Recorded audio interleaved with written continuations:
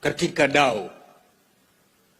Amechukua tindo, anaanza kutoboa shimo katika lile dao, asipojua kwamba likizama hata yeye atafanya nini? Atazama. Mwanzo nataka nimpatie kongole rais wetu, kwa sababu katika maandishi tunafunzwa kwamba ni muhimu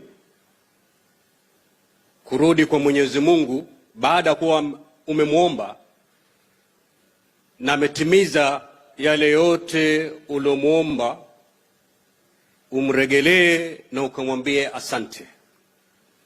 Leo hii tuko hapa kwa sababu tunataka kumwambia Mwenyezi Mungu asante kwa yale yote ambayo tulimuomba na akatuajalia kuyapata. Kama mnavyokumbuka, rais wetu wakati wa kampeni, viongozi wengi sana wa kisiasa walikuwa wanamuogopa kumkaribia kwenda karibu naye. Si kwa sababu alikuwa mtu mbaya, lakini kasumba iliyoko ni kwamba ukimkaribia ole wako. Kuna wengi walipitia makubwa kwa sababu ya kuwa rafiki ya William Ruto. Kuna wengi walipata masaibu kwa sababu ya kukaa kidete na William Ruto. Na yeye mwenyewe alipitia mengi katika safari yake. Hapa Mombasa, nikiwakumbusha tu, kuna nyumba mbili, moja ya rais na moja ya naibu wake, na hizi zote zilijengwa na tax ya Wanakenya. State House hii rais alikuja na alikuwa anafanya mipango yake pale, nalala pale, anakuwa na mikutano pale. Lakini nyumba ya naibu wake, hiyo ilikuwa milango imefungwa kwa Mheshimiwa William Ruto, na alipojaribu kuingia vitu vyake vilitupwa, like a tenant who has failed to pay rent. That is the journey that William Ruto has walked. Lakini kwa sababu kuna Mungu aishie, today the President of the Republic of Kenya is none other than William Samoei Ruto. The system had rejected him. Matajiri wote, they had rejected him. Because alikuwa amesukuma pahali, everyone saw in William Ruto not someone who will ever get far. Lakini kama vile tunavyokumbushwa katika Zaburi 118 mstari wa 22 mpaka 23, the stone that the builders rejected became the cornerstone.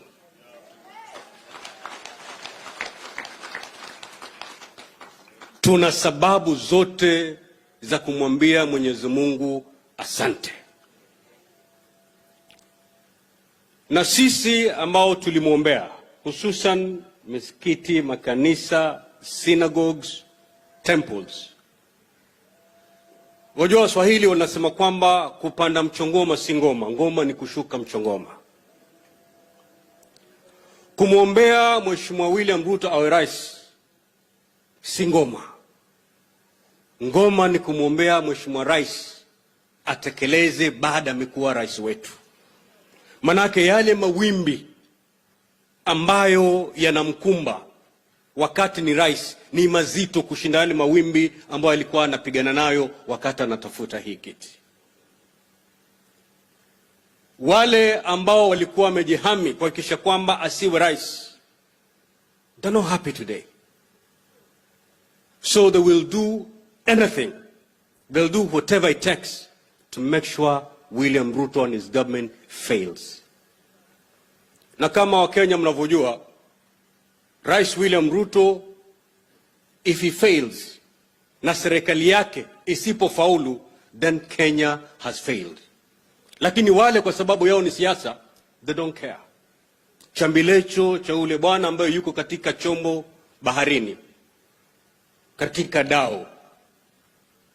Amechukua tindo, anaanza kutoboa shimo katika lile dao, asipojua kwamba likizama hata yeye atafanya nini? Atazama. Those people who are fighting the president, in the event that he fails, but we know he won't fail because God is with us.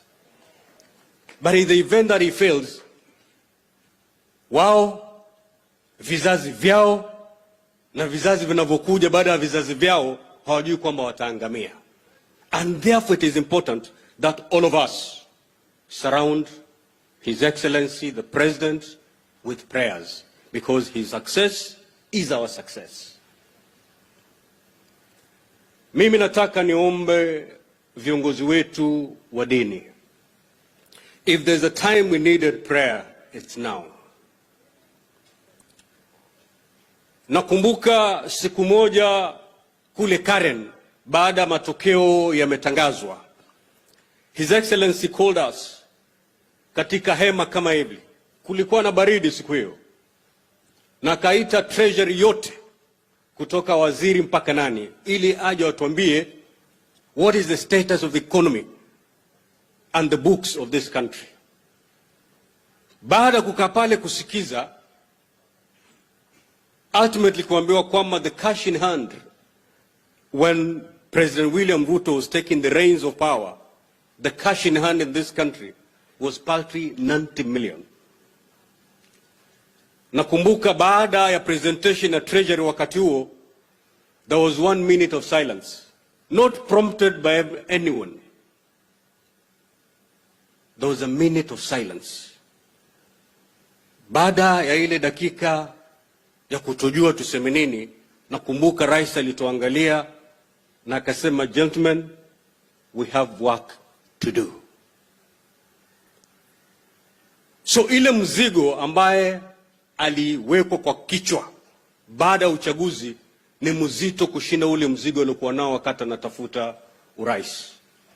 Lakini maandishi natuambia kwamba Mwenyezi Mungu hawezi kupatia mzigo na akose kupatia nguvu za kubeba mzigo ule. We pray kwamba Mwenyezi Mungu atampatia nguvu rais wetu za kubeba mzigo huu. His Excellency is faced with very hard choices, and he has to make very tough decisions. Some of these decisions may appear to be very punitive today, but in the long run, Kenyans are going to celebrate this month. One of the most difficult decisions the president had to make, because he was faced with two options. Baada kuambiwa the economy is in this state, he had two options: either to run to the international financial market and continue the borrowing, because it has been the order of the day, or to stop the borrowing and say, kama Wakenya tuna madeni ya kutosha. Ukiona inch, if you see a country giving its primary installations as collateral for loans, jua tumefika pabaya. Hapo ndipo tulikuwa sisi kama Wakenya when the president took over the reins of power. He could have decided to make a very popular decision. Manake yeye ni mwanasiasa, and 2027 he'll want to be re-elected to do his second term. He could have chosen the easiest and most popular path: to borrow more, to continue with subsidies that were not sustainable. Kenyans wangepigia makofi, but in the long run he would have sunk this country deeper and deeper in trouble. The president chose country over self. He decided to make the most painful decision that many people will consider it extremely punitive, but in the long run, Kenyans will celebrate His Excellency. He decided, instead of going to the market and sink Kenya into more debt, the best thing is, let's see how we can be able to raise money locally. Many people see that as punitive. But the other option is worse. The other option was worse. We are auctioning our country, our sovereignty to other countries. And with such decisions, the president needs prayer. Na rais, nataka nikukumbushe wakati ulipokuwa Sagana kule Nyeri. I likened you like kama mganga wa ugonjwa wa jipu. You know, daktari wa jipu, he's never celebrated wakati anatibu lile jipu. Hapongezi wakati anatibu lile jipu. Kwa sababu jipu kupona, kuna kizungumkuti lazima kifanyike. Lazima lifinywe, na yule unomfinya atapiga kelele, hata makofi anaweza kukupiga. Lakini ukiliachilia, ataendelea kuwa mgonjwa. Acha kupige, acha matope kurushie, mata kutemee, akuume, lakini ngangana lele jipu. Ultimately, baada ile jipu limekuwa kovu, yule mgonjwa atakuja na mbuzi na zawadi kukupatia kwamba ulinisaidia. That is what the president is doing. Kufinya jipu. You have our prayers, finya lile jipu. Sufuria zitavaliwa kwa kichwa, finya lile jipu. Maandamano yatafanyika, finya hilo jipu. Utaitwa Zakayo, finya hilo jipu. Because ultimately, wale ambao wamevaa hizo sufuria, wale ambao wanakuita Zakayo, they will be the first kuleta mbuzi na kukwambia kongole kwa mambo ulofanya.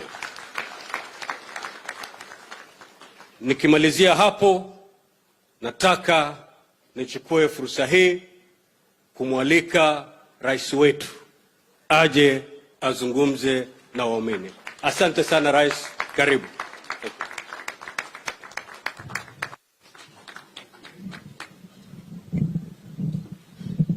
Asante sana, tafadhali tunaweza